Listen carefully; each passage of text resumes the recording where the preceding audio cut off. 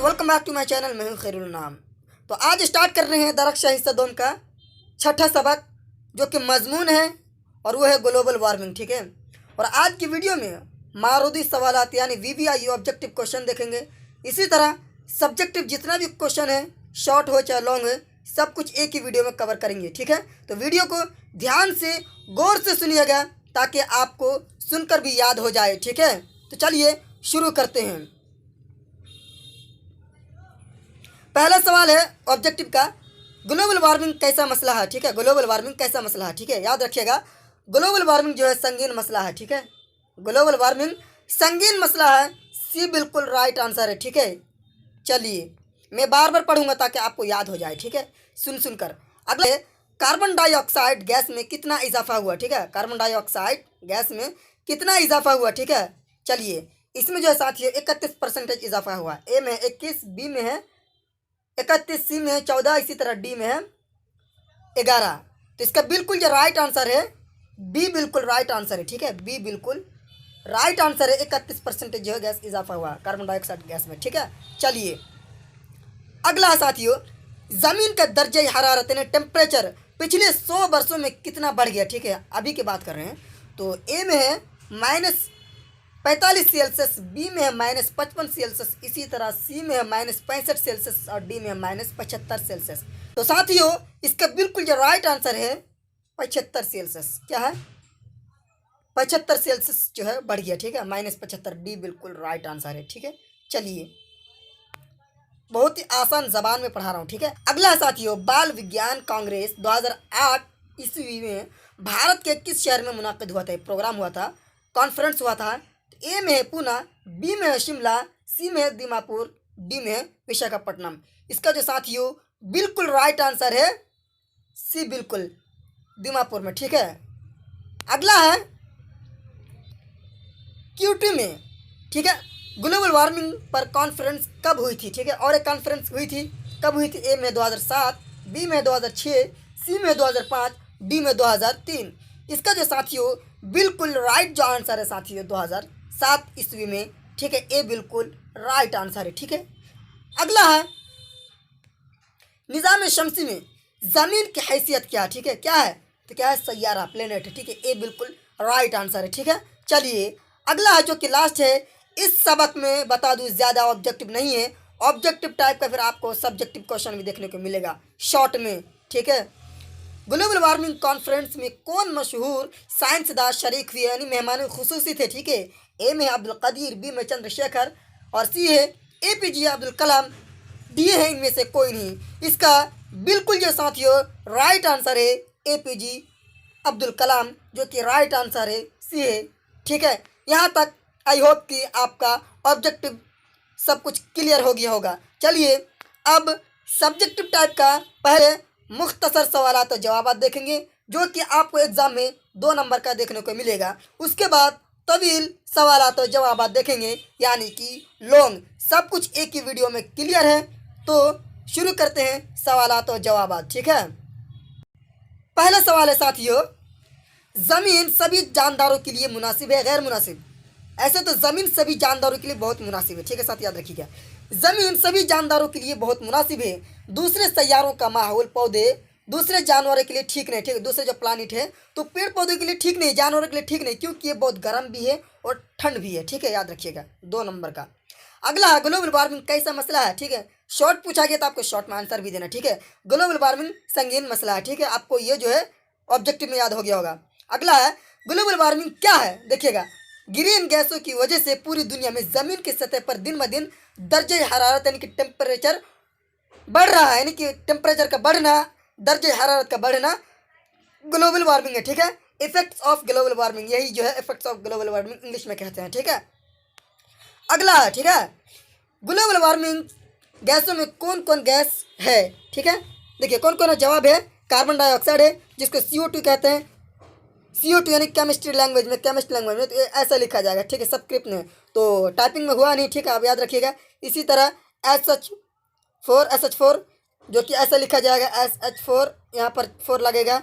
इसी तरह अगला जो है साथियों नाइट्रस ऑक्साइड है NO2, इसी तरह ओजोन वगैरह है। ठीक है, ये सब गैस जो है शामिल है ग्लोबल वार्मिंग में, ठीक है। चलिए अगला है 5वां नंबर, ग्लोबल वार्मिंग से बचने के लिए तलबा को APJ अब्दुल कलाम साहब ने कौन सा जादुई मंत्र बताया था, ठीक है। इन्होंने एक जादुई मंत्र बताया था, याद रखिएगा, ठीक है। चलिए क्या आंसर है, नागालैंड की दीमापुर में मुनाकिद बाल विज्ञान, ठीक है, मुनाकिद बाल विज्ञान कॉन्फ्रेंस यानी चाइल्ड साइंस कांग्रेस में आलमगीर शोहरत याफ्ता साइंसदा साबिक जमहूरिया APJ जमहूरिया हिंद हो गए, ठीक है। APJ अब्दुल कलाम ने मेहमान खुसूसी की हैसियत से, ठीक है, वो मेहमान खुसूसी थे, ठीक है, तकरीर करते हुए तलबा को ग्लोबल वार्मिंग से बचने के लिए जादुई मंत्र बताया था कि 10 साल से 17 साल की उम्र वाले जितने भी स्टूडेंट बच्चे हैं, 20 लाख बच्चे 5-5 दरख्त लगाएं तो हम ग्लोबल वार्मिंग संगीन जैसे मसले से बच सकते हैं। जो भी संगीन मसाइल है ग्लोबल वार्मिंग के, तो हम बच सकते हैं क्या करके, पेड़ पौधे लगा के, ठीक है। आजकल पेड़ पौधों को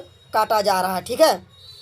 अगला है, ज़मीन के दर्जे हरारत में कार्बन डाइऑक्साइड और मीथेन गैसों में कितना इजाफा हुआ, ठीक है। बहुत सिंपल है, ज़मीन के दर्जे हरारत में कार्बन डाइऑक्साइड जो है 31% जो बढ़ा, इसी तरह मीथेन जो है 149% जो इजाफा हुआ, ठीक है, याद रखिएगा। चलिए अब देखेंगे हम लोग साथियों तवील सवालात और जवाबात यानी कि लॉन्ग, ठीक है, लॉन्ग क्वेश्चन आंसर देखेंगे जो कि 5 नंबर का है, ठीक है। कितना, 5 नंबर का। पहला सवाल है लॉन्ग जो है, ग्लोबल वार्मिंग से आप क्या समझते हैं, ठीक, आप क्या समझते हैं, आपका क्या राय है, आप अपना राय भी लिख सकते हैं, ठीक है। चलिए आंसर देख लेते हैं। ग्लोबल वार्मिंग अंग्रेजी ज़बान की इस्तिलाह है जिसका ताल्लुक जोग्राफिया से है। उर्दू माना अर्जी तमाजुत यानी आब हवा में तब्दीली, मौसम में बदला यानी कि प्रदूषण, ठीक है। जिस ज़मीन में हम लोग रहते हैं वो एक सैयारा प्लेनेट है। ज़मीन सभी जानदारों के लिए मुनासिब है, दूसरे सैयारों के माहौल ठीक नहीं, ठीक है। जो भी जानदार है उनके लिए ठीक नहीं, क्योंकि ये बहुत ठंड है और गर्म भी है। हमारी ज़मीन की दर्जे हरारत बहुत मौजू है, मुनासिब है, इसलिए यहाँ हर तरह के जानदार पाए जाते हैं। लेकिन पिछले 30 सालों पहले की बात कर रहे हैं कि हमारी ज़मीन के दर्जे हरारत रफ्ता रफ्ता बढ़ रहा है। आज ग्लोबल वार्मिंग एक संगीन मसला बन गया है। दुनिया के सारे साइंसदान इस मसले पर फिक्रमंद है, ठीक है, रिसर्च में लगे हैं, ठीक है। चलिए यहाँ तक क्लियर। अगला है ग्लोबल वार्मिंग के क्या असबाब हैं, वजूहात हैं, ठीक है। चलिए जवाब है मंद दर्जा झेल असबाब हैं। ग्लोबल वार्मिंग की सबसे बड़ी वजह देखिए, ग्लोबल वार्मिंग की वजह से ग्रीन हाउस में गैसों की बढ़ती हुई मिकदार, जो भी ग्रीन हाउस है तो गैस की मिकदार बढ़ रही है। इसके अलावा पेड़ पौधों और जंगलों का कटना, आबादी का बढ़ना, कुल कारखानों और मोटर गाड़ियों की बढ़ती हुई तादाद, यानी कि मोटर गाड़ी की जो आज के डेट पे जो है तादाद बढ़ रही है। इस तरह लकड़ियों और कोयलों का इस्तेमाल करना, जो कि अभी भी इस्तेमाल कर रहे हैं लोग, कार्बन डाइऑक्साइड और नाइट्रस ऑक्साइड, मेथन वगैरह में इजाफा, ठीक है। यहाँ तक क्लियर हो गया। इसको याद कर लीजिए, 2 नंबर या 3 नंबर का भी पूछा जा सकता है लेकिन लॉन्ग क्वेश्चन, ठीक है। चलिए अगला है साथियों 9 नंबर, ग्लोबल वार्मिंग के तशवीशनाक असरात क्या होंगे, क्या क्या चिंता होगा आगे, ठीक है। जवाब है साइंसदानों का ख्याल है कि ज़मीन का दर्जे हरारत टेम्परेचर पिछले 100 वर्षों में तकरीबन 0.75 सेल्सियस बढ़ गया है, ठीक है, बढ़ गया बता रहा, ठीक है। यही अगर हालत रही तो इसका इम्कान है कि 21वीं सदी में 1 सेल्सियस है, ठीक है, 1 सेल्सियस से यानी 1 सेल्सियस से 6 सेल्सियस तक का इजाफा हो जाए तो ये बहुत तशवीशनाक है। अगर कह रहे हैं 1 सेल्सियस से 6 सेल्सियस तक का अगर इजाफा हो जाए टेम्परेचर दर्ज हरारत तो तशवीशनाक बात है, बहुत चिंता की बात है। देखिए माहिरीन माहौलियात का ख्याल है कि इसकी वजह से जजीरों के हमेशा डूब जाने का अंदेशा है। जो हमारे मुल्क में जजीरा है, आसपास जो पड़ोसी मुल्क है, जो भी जजीरा है, तो अंदेशा है, खौफ है, डर है कि डूब जाने का भी अंदेशा है, शक है।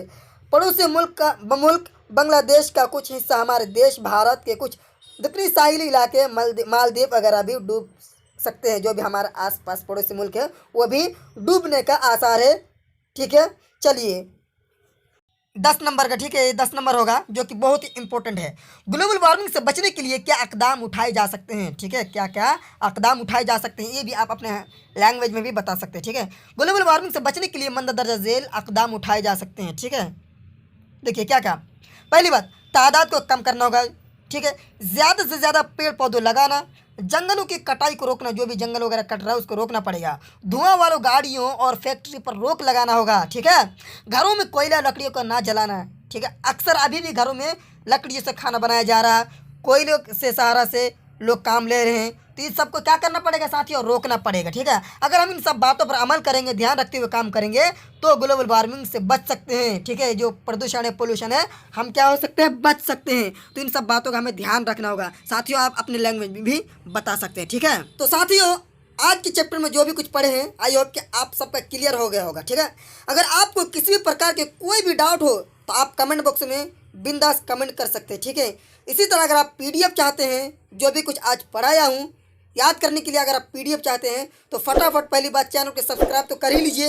इसी तरह लिंक डिस्क्रिप्शन में दिया हुआ टेलीग्राम का, तो टेलीग्राम ग्रुप ज्वाइन कर लीजिए। ठीक है, अगर आपको उर्दू सब्जेक्ट में कोई भी प्रॉब्लम हो तो मुझे पर्सनली मैसेज करके बता सकते हैं कि ये प्रॉब्लम है, तो मैं इसका सॉल्यूशन आपको बताऊंगा। ठीक है, तो फटाफट जाइए, टेलीग्राम ग्रुप का लिंक दिया हुआ डिस्क्रिप्शन में, तो टेलीग्राम ग्रुप ज्वाइन कर लीजिए। इसी तरह जितना भी चैप्टर मैं पढ़ा चुका हूँ तो वो सब का भी लिंक डिस्क्रिप्शन में दिया हुआ, तो फटाफट वीडियो को देखिए क्योंकि आपके पास टाइम बहुत कम है। ठीक है, फिर मिलता हूँ आपसे नेक्स्ट वीडियो में। Thanks for watching.